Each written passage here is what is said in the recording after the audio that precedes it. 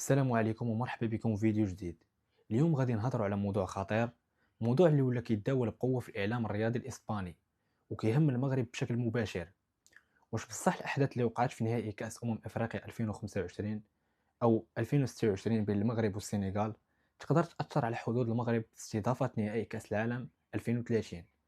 صحف اسبانيا كبيره بحال صحيفه تايس والموندو ديبورتيفو خرجت بتقارير صادمه، وهذا الشيء خلى بزاف ديال الناس يتسائلوا واش فعلا المغرب مهدد يخسر شرف تنظيم نهائي المونديال ولا غير ضغط اعلامي. شنو قالت الصحافه الاسبانيه في الايام الاخيره؟ الاعلام الرياضي الاسباني بدا كيركز بزاف على نهائي كاس افريقيا اللي تلعب بمدينه الرباط.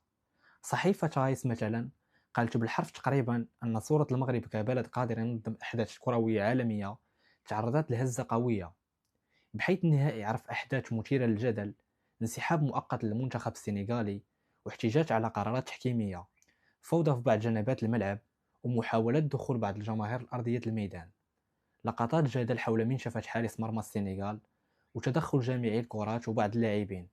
هاد الصور حسب الإعلام الإسباني دارت ضجة كبيرة في السوشيال ميديا وتفرجت فيها العالم كامل.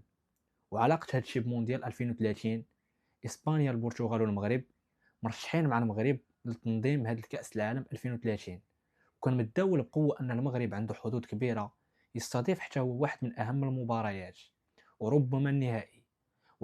ولكن صحيفة رايس كتقول أن هذه الأحداث أعطته فرصة جديدة لملعب سانتياغو برنابيو في مدريد باش يرجع بقوة كمنافس مباشر على استضافة النهائي بدل المغرب.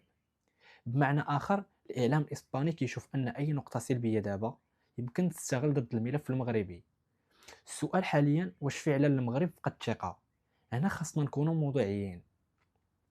الصحافة الإسبانية كتحاول تعطي الانطباع أن هادشي ماشي حدث عابر، ولكن دليل على صعوبة تدبير مباريات كبيرة تحت الضغط، وكتضيف أن الفيفا كتراقب أدق التفاصيل، خصوصا ملي كيكون الحديث على نهائي كأس العالم، أكبر حدث كروي في العالم.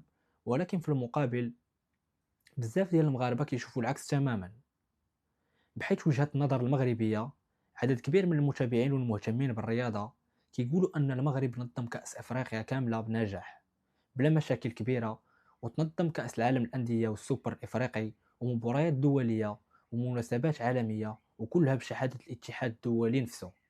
وكيقول أن اللي وقع في النهائي كان ظرفي مرتبط بتوتر المباراة، تحكيم وضغط النهائي، ماشي مقياس حقيقي على القدرة التنظيمية ديال دولة كاملة. حتى في دول أوروبية كبيرة وقعت فوضى في مباريات نهائية، ولكن عمرها كانت سبب باش يتقصاو من تنظيم أحداث عالمية. هنا السؤال الحقيقي، واش فعلا كاين ضغط إعلامي إسباني على المغرب؟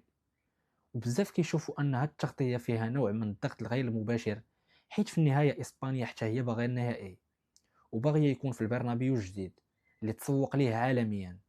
الإعلام الرياضي معروف ماشي غير كينقل الخبر، ولكن كيلعب حتى دور في صناعة القرار ودور في ترويض الرأي العام وطرح الشكوك. دابا يمكن يقول محاولة باش يرجح الكفة لصالح إسبانيا، خصوصا في هذه المرحلة الحساسة من تقييم الملفات. الفيفا بطبيعتها كتقيم الملفات على المدى الطويل، ماشي غير على لقطة ولا مباراة وحدة. كتشوف البنية التحتية، الأمن والتنظيم، النقل، الملاعب والتجربة السابقة. بمعنى آخر، مستبعد بزاف أن نهائي كأس العالم أو نهائي كأس أفريقيا بوحدو يقرر مصير نهائي كأس العالم. ولكن أكيد أن هذه الأحداث غادي تكون نقطة من بين نقاط كثيرة في التقييم. الخلاصة، واش المغرب مهدد يخسر نهائي المونديال 2030؟ الجواب الواقعي هو لا، حيت كيدخلوا بزاف ديال العوامل، ولكن ماشي مستحيل وماشي محسوم. الإعلام الإسباني كيحاول يبالغ شوية وكيحاول يضغط على المغرب. المغرب مازال عنده ملف قوي وتجربة معترف بها دوليا، والقرار الأخير كيبقى عند الفيفا.